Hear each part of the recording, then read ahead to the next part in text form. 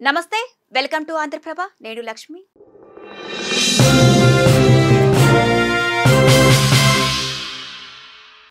గ్రామాన ఎగిరిన గులాబీ జెండాలు ఉద్యమ పార్టీకి ఊపిరిపోశాయి 10 ఏళ్లు అధికారంలో పండగ వాతావరణంలో ఆయా గ్రామాలు గులాబీ మయంగా కనిపించాయి కానీ ఇదంతా 2 ఏళ్ల క్రితం వరకే రాష్ట్రంలో అధికారం కాంగ్రెస్ పార్టీ హస్తగతం కావడంతో బీఆర్ఎస్ శ్రేణుల్లో నిరాశ ఏర్పడింది ఉద్యమ పంథాతో ఏకతాటిపైకి వచ్చి సమస్యలపై ఉద్యమించాల్సిన వేళ ఏకఛత్రాధిపత్యంతో ముందుకు సాగే నాయకుల తీరుతో ఆ పార్టీ కేడర్ తల్లడిల్లుతోంది ముఖ్యంగా 10 ఏళ్లు అధికారంలోనూ ఆ తర్వాత కూడా పార్టీ సంస్థాగత నిర్మాణంపై ఫోకస్ పెట్టకపోవడం సగటు గులాబీ కార్యకర్త మనసులో మాటను పట్టించుకోకపోవడం ఆ పార్టీకి తీవ్ర నష్టాన్ని తెచ్చిపెడుతోందన్న భావన సర్వత్రా వ్యక్తమవుతోంది గత అసెంబ్లీ ఎన్నికల్లో ఓటమికి కూడా క్యాడర్ను పట్టించుకోకపోవడమే కారణమని తెలుస్తుండగా అధికారంలో ఉన్నప్పుడు అధికారం కోల్పోయిన తర్వాత కూడా పార్టీని సంస్థాగతంగా బలోపేతం చేసుకునే అంశాలపై గులాబీ పార్టీ పెద్దలు దృష్టి సారించలేదని అసలు కార్యకర్తల గోడును పట్టించుకోలేదన్న విమర్శలు వినిపిస్తున్నాయి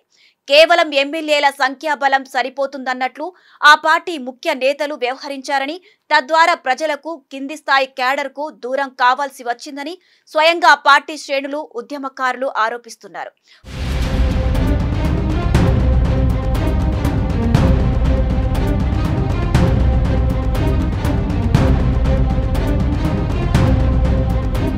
ఉద్యమ ఎజెండాతో అధికారం చేపట్టిన గులాబీ సేన నుంచి ఉద్యమకారులను దూరం చేసుకోవడం బంగారు తెలంగాణ నినాదంతో వలస నేతలకు వరుస అవకాశాలు కల్పించడం పెను దుమారానికి కారణమైంది అంతేకాకుండా ఉద్యమకారులు వలస నేతలకు మధ్య సమన్వయం కుదరకపోవడం కూడా ఆ పార్టీకి శాపంగా మారినట్లు తెలుస్తోంది అయితే గులాబీ పార్టీ ముఖ్య నేతలుగా చెలామణిలో ఉన్న నియోజకవర్గ ఇన్ఛార్జీలు మాజీ తాజా ఎమ్మెల్యేలతో మాత్రమే పార్టీ అధిష్టాన పెద్దలు టచ్లో ఉంటూ క్షేత్రస్థాయి సమస్యలను కేడర్ను పట్టించుకోలేదని వినిపిస్తోంది ఆ పార్టీకి వలస వచ్చిన నేతలు తెలంగాణ ఆవిర్భావం తర్వాత పార్టీలోకి వచ్చిన వారంతా ప్రస్తుతం పార్టీ కార్యకలాపాలకు దూరంగా ఉంటున్నారని ఒకవేళ బీఆర్ఎస్ లోనే కొనసాగుతున్నప్పటికీ అంతంత మాత్రం పనితీరుతో పార్టీలో ఏకఛత్రాధిపత్యం వహిస్తూ పార్టీని నిర్వీర్యం చేస్తున్నారన్న విమర్శలు వినిపిస్తున్నాయి అంతేకాకుండా అధికారంలో ఉన్న 10 ఏళ్లలో ఎన్నడూ కార్యకర్తల అభిప్రాయాలను వారు వినియోగించుకోలేదని వారి వెంట వచ్చిన వలస నేతలను తప్ప అంతకు ముందు జెండా మోసిన క్యాడర్ను పట్టించుకోలేదన్న విమర్శలు కూడా ఉన్నాయి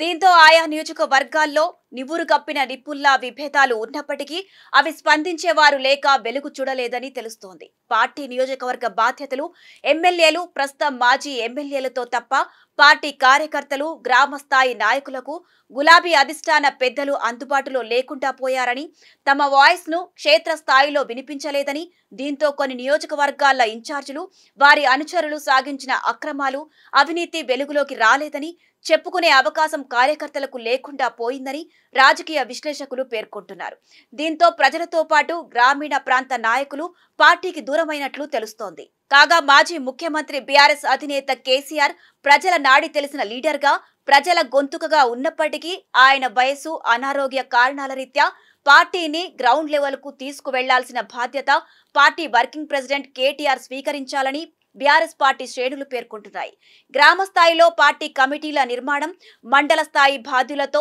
టచ్లోకి వెళ్లి పార్టీ లక్ష్యాలను అభిప్రాయాలను క్రమం తప్పకుండా వివరించాలని వారు సూచిస్తున్నారు పార్టీలో శిక్షణ తరగతులు పార్టీ కార్యక్రమాలను విస్తృతం చేయడంతో పాటు కేటీఆర్ స్వయంగా పర్యవేక్షించాలని వారు కోరుకుంటున్నారు పార్టీ జెండాను భుజాన మోసే నిజమైన కార్యకర్తలను కాపాడుకోవాలని కోరుతున్నారు గతంలో టీడీపీ అధినేత అప్పటి మాజీ ముఖ్యమంత్రి చంద్రబాబు నాయుడును వైఎస్ జగన్ ముఖ్యమంత్రిగా ఉన్న సమయంలో అరెస్ట్ చేయగా మంత్రి నారా లోకేష్ సమస్యను వివరించి పరిష్కారం కోరుతూ ఢిల్లీకి వెళ్లడంతో ముఖ్య నేతలంతా వైఎస్ ప్రభుత్వంపై గొంతెత్తలేక సైలెంట్ గా ఉండిపోయిన వేళ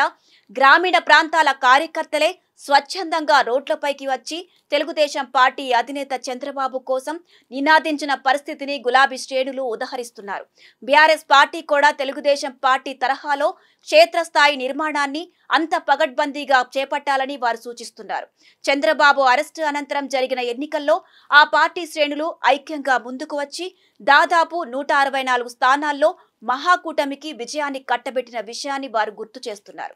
ముఖ్యంగా టీడీపీ అధినేత చంద్రబాబు, మంత్రి లోకేష్లు నిత్యం వారికి టచ్లో ఉండటం పార్టీ సంక్షేమానికి, కార్యకర్తలకు సమ ప్రాధాన్యతనిచ్చి కాపాడుకుంటూ వస్తున్నారని, కార్యకర్తలను పట్టించుకోని కారణంగానే 2020లో తెలుగుదేశం పార్టీ అధికారానికి దూరమైందని, తదుపరి పార్టీ క్యాడర్ను కాపాడుకునేందుకే తిరిగి అధికారం చేపట్టిందని వారు గుర్తు చేస్తున్నారు.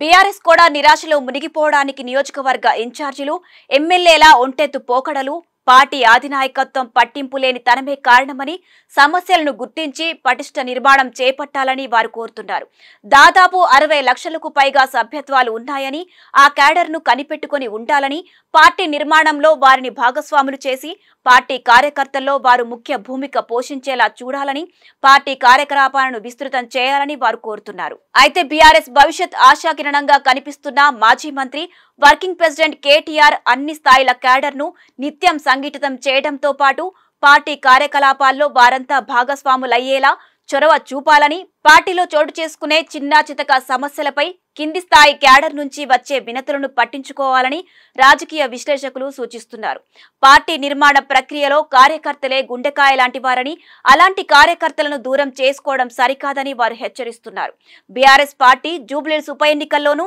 అంత ఉత్సాహంగా కనిపించకపోవడానికి కూడా నిరాశే కారణమని, ఇప్పటికైనా పార్టీని పరుగులు పెట్టించేలా ప్రత్యేక ప్రణాళికలతో అడుగులు వేయాలని, పార్టీ ముఖ్య నేతలే కాదు క్యాడర్ అభిప్రాయాలను గౌరవించాలని, నాయకుల మధ్య సమన్వయ లోపం ఉంటే సరిదిద్దాలని, పార్టీ కమిటీలను విస్తరించాలని వారు కోరుతున్నారు. మరి ఆ దిశగా ఉద్యమ పార్టీ బీఆర్ఎస్ ప్రయత్నాలు సాగిస్తుందో లేదో వేచి చూడాల్సిందే మరి.